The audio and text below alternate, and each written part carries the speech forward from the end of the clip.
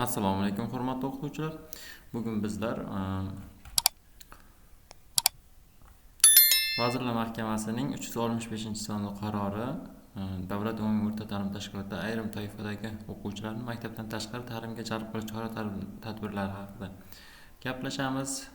Kelajak EduUz O'zedu platformasiga qo'shimcha ta'limga jalb qilish tizimi platformasi bilan tanishamiz. Demak, platformaga kirib oladigan bo'lsak, ustiga bosib, bu yerda kirish tugmachasi bor. Agar sizda notebook bo'ladigan bo'lsa, bu mana bunaqa ko'rinishga ega bo'ladi. Kirish tugmachasini bosib kirib olamiz.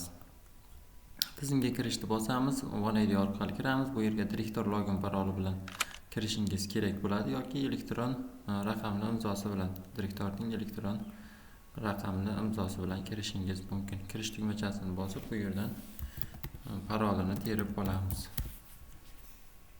Terdik. Davom etishni bosamiz va bizga mana platformaga yo'naltiradi. Bu yerda tashkilot direktor profiliga kirib olganimizdan so'ng tashkilot haqidagi ma'lumotga o'tamiz va tahrirlash tugmachasini bosib, bu yerdan ma'lumotlar kiritib chiqishingiz kerak. Viloyat, tuman va bu yerga mo'ljalga ham ma'lumot kiritishingiz kerak. Mo'ljalga keling, 43-maktab deb yozib qo'yaman men. Siz ham xuddi shunday mo'ljalni kiritib chiqishingiz kerak. Va rus tilida ham mo'ljalga ma'lumot kiritishingiz kerak. So'ngra xaritadan o'zingiz maktabingiz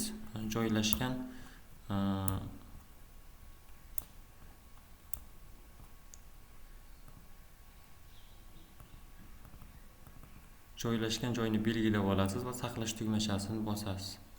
Saqlash tugmachasi bosilgandan so'ng rekvizitlar joyiga o'tamiz. Rekvizitlar joyida ham bank hisob raqami kiritilgan bo'lishi kerak. Tahrirlash tugmachasini bosib, bank hisob raqamini kiritgan holda saqlash tugmachasini bosib qo'yishingiz kerak bo'ladi. Va to'garaklar, keling to'garaklar qo'shishni ko'rib chiqamiz. Qo'shish tugmachasini bosamiz. Bu yerda to'garak haqida ma'lumot yozishimiz kerak.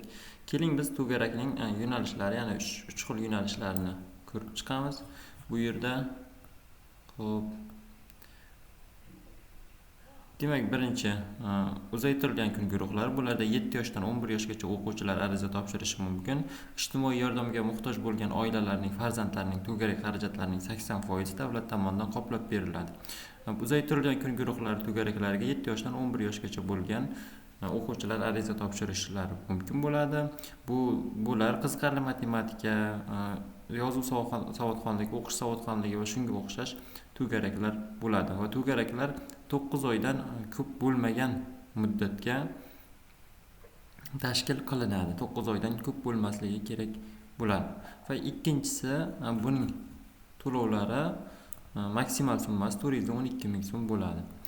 Va ikkinchisi, ayrim toifadagi o'quvchilarning umumta'lim fanlari bo'yicha, ya'ni fanlar bo'yicha to'garak bo'ladi. Bu to'garaklarga 12 yoshdan 18 yoshgacha o'quvchilar ariza topshirishlari mumkin va bularning ham to'garak xarajatlari 80% qoplab beriladi. Bu yerda fan to'garaklari bo'ladi: matematika, ona tili, yana turli xil o'quvchilar imtihon topshirishi mumkin bo'lgan fanlar bo'ladi. Tarix, davlat huquqi, shunga o'xshash fan to'garaklari bo'ladi. Bularning maksimal summasi 824 ming so'm bo'ladi va ayrim toifadagi o'quvchilarni xorijiy til va axborot texnologiyalari hamda kasbga yo'naltirish to'garaklariga jalb qilish. Bular 15 yoshdan 18 yoshgacha bo'lgan o'quvchilar ariza topshirishlari mumkin.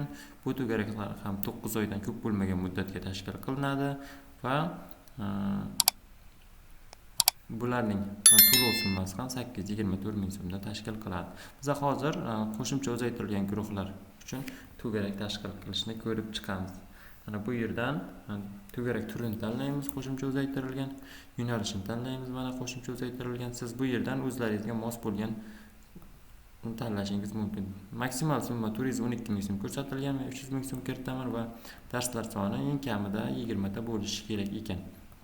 Mana 20 ta belgiladim. 20 tadan ko'p, 30 ta ham belgilashingiz mumkin, lekin kamida 20 ta bo'lishi kerak. O'quvchilar soni 15 ta qilib belgiladim. Bu yerga o'qituvchining telefon nomeri kiritilishi kerak.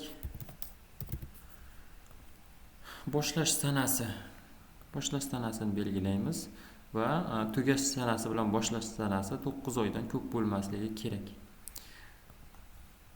Va e'tibor bering, bu yerda bu yerga to'garak nomlarni ham yozib chiqishimiz kerak. To'garak nomlarni ikkita tilda yozib chiqishimiz kerak bo'ladi. Xo'p, o'zbek tilida bitta va keyin rus tilida ham yozishimiz kerak. Ruskiyga o'tamiz va rus tilida ham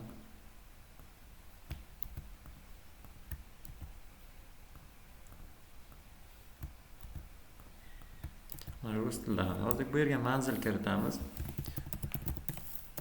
Ya'ni to'garak o'tiladigan joyning manzili, maktab manzilini kiritishingiz mumkin.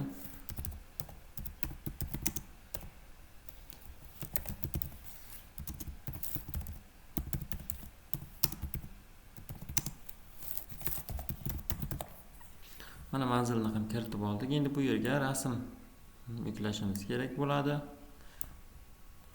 Bu yerda sizni to'garagingizga mos bo'lgan logo rasm bo'lishi kerak. Mana yoki maktabning rasmini yuklashingiz ham mumkin. Endi barcha ma'lumotlar to'g'riligini tekshirganimizdan so'ng bu yerda saqlash tugmachasini bosamiz va bizga mana bitta to'garak qo'shilgan bo'ladi. Keyin o'qituvchilar bo'limiga o'tamiz va bu yerdan o'qituvchi qo'shib olishimiz kerak. Bu yerdan she'r kiritamiz yoki pasport serial raqam orqali qidirishingiz ham mumkin. Mana kiritib oldik. Bizga o'qituvchimiz ma'lumotlarni chiqardi. Hududni tanlaymiz. Bu yerdan Qashqadaryo viloyati. Xo'p, Ko'kdala tumani. Va bu yerga telefon raqamini yozib qo'yishingiz kerak bo'ladi. Telefon raqamini yozib qo'ydik va saqlash tugmachasini bosamiz. Bizga mana o'qituvchi qo'shildi bu yerda. Endi guruhlar bo'limiga o'tamiz. Qo'shish tugmachasini bosamiz. Bu yerga guruh nomi qiziqarli matematika to'garakni ham qiziqarli matematika birinchi guruh deylik. Mana. Xo'p. O'qituvchini tanlaymiz bu yerdan va darslar qaysi kunlarga qo'yilganligini yozamiz. Biz darsni bir oyda 20 kunga belgilaganmiz. Shu sababli har bir oyda 5 kundan darslar kiritilishi kerak bo'ladi. Shuning uchun 5 kunda tanlab olamiz bu yerdan. Mana 5 kun tanlandi. Endi darslar boshlanish sanasi va tugash sanasi. Bu ikkinchi semina o'quvchilar uchun bo'lganligi uchun ikkinchi semina maktabda dars bo'ladi. Bu to'garak birinchi semina o'tiladi, ya'ni 10:00 dan 12:00 gacha deb belgilaymiz. 12:00 gacha. Va saqlash tugmachasini bosamiz.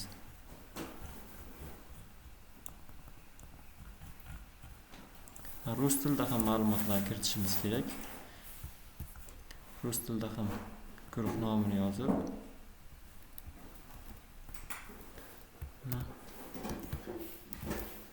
birinchi guruh va saqlash tugmachasini bosamiz. Mana guruh yaratib oldik. Endi bu yerda dars jadvaliga o'tadigan bo'lsak, bu yerga dars jadvallar ko'rinishi kerak. Mana bitta guruh. Bu o'quvchilar soni va arizalar bo'limidan bu yerda o'quvchilar yuborgan arizalar ko'rinadi. Bu yerda davomatlarni kiritishimiz mumkin. Endi arizalarni qanday yuborish qanday bo'ladi? Bu keyingi video darsimizda o'quvchining ota-onalari qanday arizalarni yuborish kerakligini ko'rib chiqamiz. E'tiboringiz uchun rahmat.